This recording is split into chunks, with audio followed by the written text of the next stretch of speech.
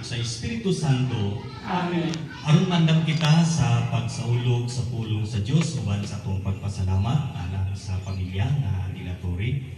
Mahinulsol na kita sa atong mga sala, mangayo kita pasaylo sa Dios. Kitang tanan, nagakumpisal ako sa Dios nga makagagahom sa tanan, o kaninyo mga igsoon, kay nakalapas ako kuyamot, sa nauna sa pulong sa Dios, o sa pagbuhat sa angay buhaton, kay akong sala, akong dakong sala, busa nangamuyo ako ang Santa Maria Kanay Birhen, Sa tanang mga anghel o mga santos, o kaninyong mga igsoon, ninyo akong yapo sa Ginoo nga atong Diyos.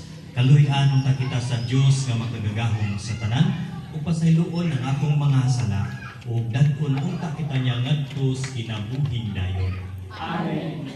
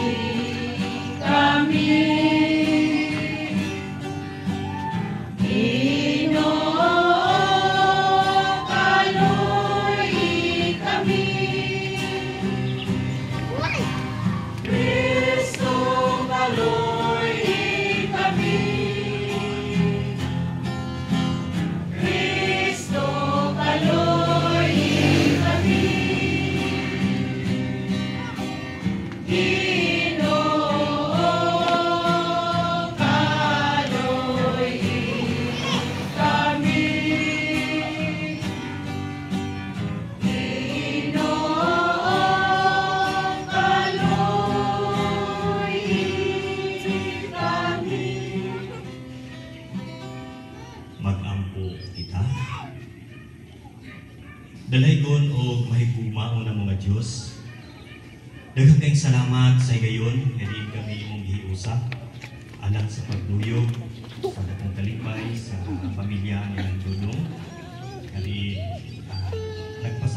nagpasalamat sa tanan nga di iyang nabot o nagahawat pinagyan ang kaso sa kinabuhi na conviction.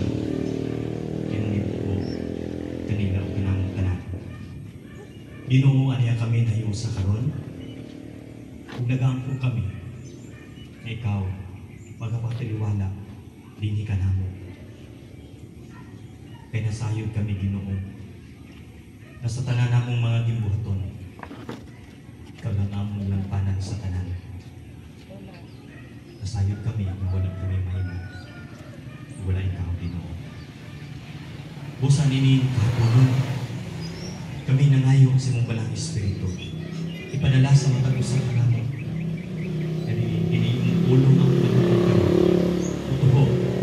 Diya sa punaw na kasing-kasing. Ang kini.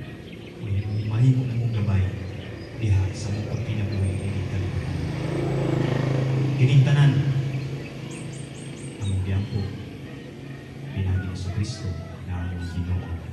Amen. Palihog maglingkod o katong pangalanduman ng Diyos.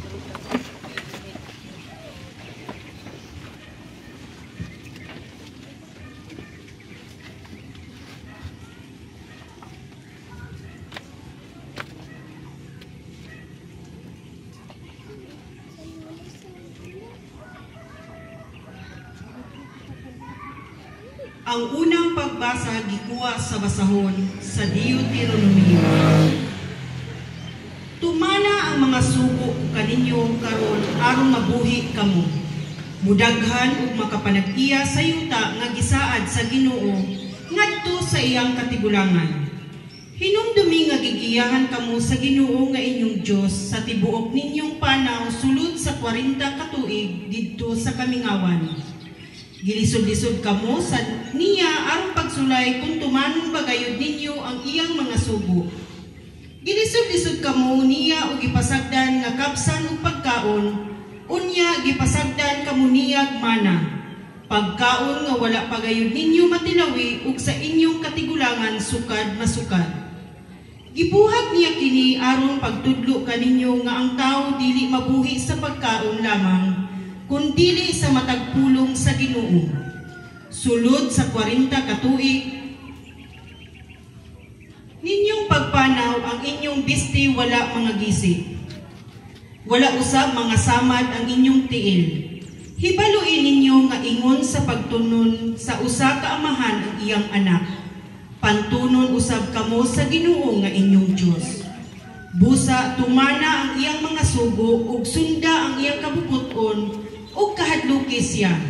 Kay dadon kamo niya ngadto sa usa ka tabunok nga yuta nga daghag mga suba ug mga tubod nga nag-agas sa kawalugan ug kabungturan.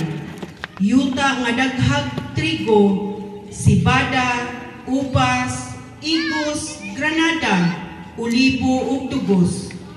Yuta kini diin dili kamo gutumon ug walay makulang kaninyo.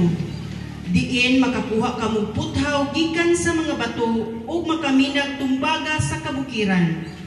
Mangaon kamo og mga busog ug pasalamatan ninyo ang Ginoo nga inyong Dios tungod sa maayong yuta nga gihatag niya kaninyo.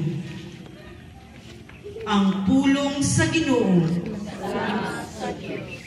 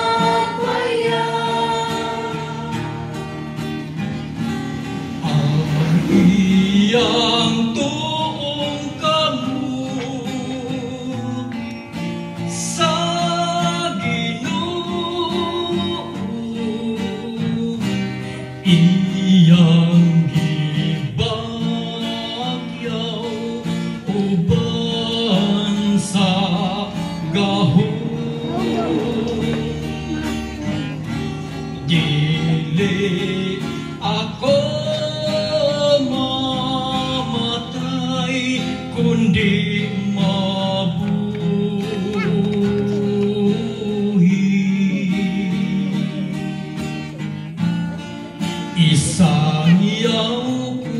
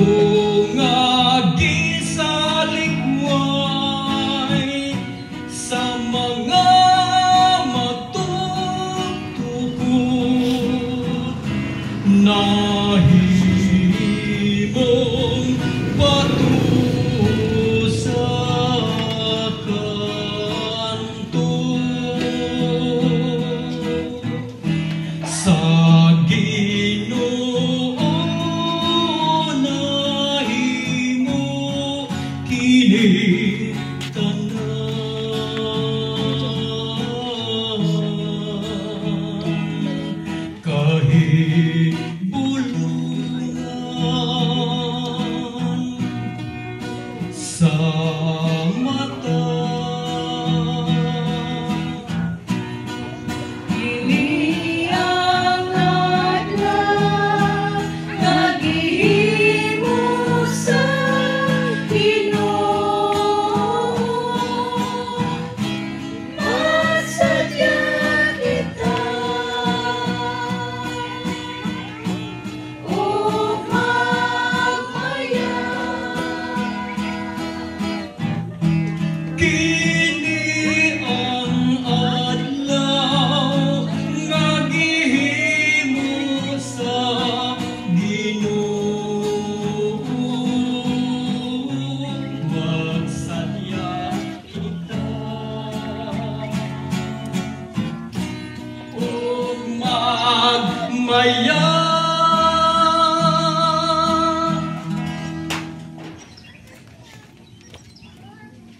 Palihog manindog alang sa pagdahig sa Ebanghelyo.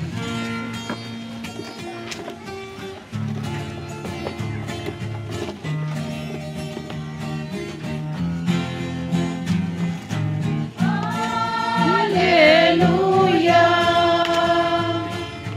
Alleluia. Alleluia. Mao kini ang adlaw naghihimo sa Ginoo. Magsadya kita magmaya, magmaya. Mao kini ang adlaw naghihimo sa Ginoo. Magsadya kita ug magmaya, magmaya.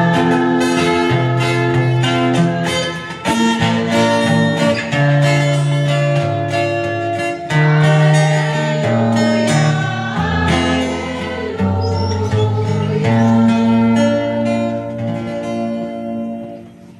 Ang pagbasa sa Santos nga Ebanghelyo sumala ni San Juan.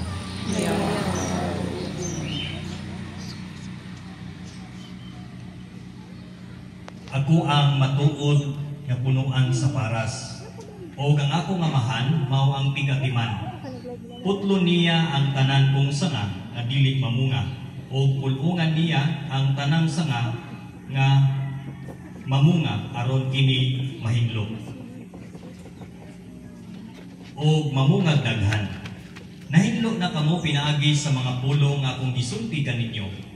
Pabilin kamo kanako ug ako magpabilin kaninyo. Dili kamo makabunga gawas kung magpabilin kamo kanako. Sama nga usa ka sanga dili makabunga gawas kung magpabilin kini sa punuan. Ako ang punuan sa paras o kamo ang mga sanga. Ang magpabilin kanako ug ako diha kaniya, mamungag daghan. Kay kung wala ako, wala kamoy mahimo. Ang dili magpabilin kanako may sama sa usa ka sanga nga ilabay ug malaya. Pamuniton kini o gitambog sa kalayo aron masunog. Kung magpabilin kamo kanako ug ang akong mga pulong magpabilin kaninyo, makapangayo kamo bisan unsa o madawat ninyo kini. Sa inyong pagpangunod daghan, kapasidunggan ang akong amahan. O sa ingon, niini kamo mahimong akong mga tinudan. Nahigugma ako kaninyo, ingon nga ang amahan, nahigugma kanako, pabilin kamo sa akong ugma. Kung tumano ninyo ang akong mga sugo, magpabilin kamo sa akong ugma. Sama nga ako nagtuman sa mga sugo sa akong amahan o nagpabilin sa iyang ugma. Gisultihan ko kamo nini aron makabaton ninyo ang akong kalipay o mahingpit ang inyong kalipay. Mga igsuon ang Ebanghelyo sa Ginoo. Dahil ikaw, O Kristo. Palihog mangikot.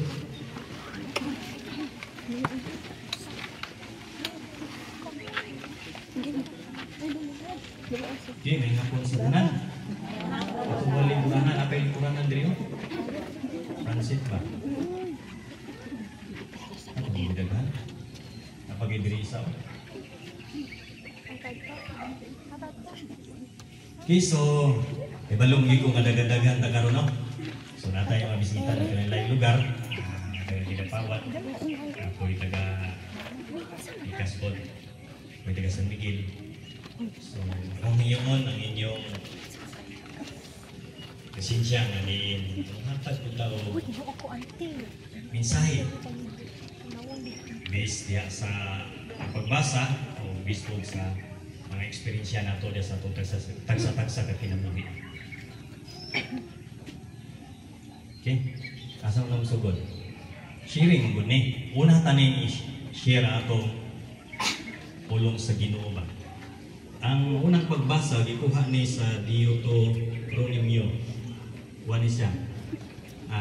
Chapter 8 verse 1 hangtod sa